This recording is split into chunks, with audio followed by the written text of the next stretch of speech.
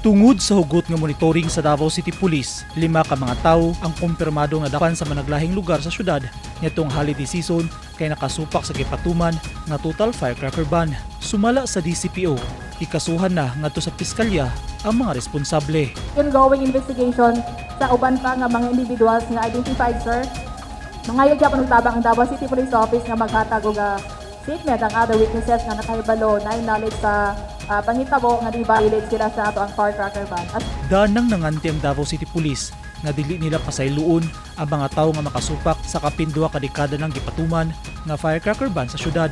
Ligud sab ang mga ebidensya nga gihuptan sa mga pulis. Statement sa ato ang City Director, sir, no, Police naman ng Caracas mo arit, no mercy, sir, no. Pasabotan na walay settlement, walay pasayloay, basta naka-violate ka sa Firecracker ban, ipahamtang yun ang kaso nga batok sa mga individuals nga nag-violate. Nagpasalamat ang DCPO sa tabang sa komunidad kay mas napadali ang ilang trabaho sa pagpangita sa mga nakasupak sa ordinansa tungod sa social media post sa mga netizen.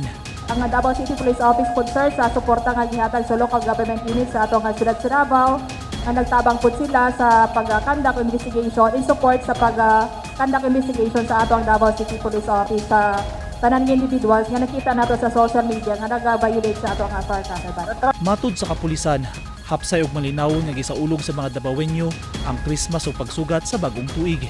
Bisan pa man, dunay pipila ka mga individual nga nadakpan tungod sa pagsupak sa Firecracker ban sa Davao City. Eugene Hinutan, Newsline Philippines. Stay safe.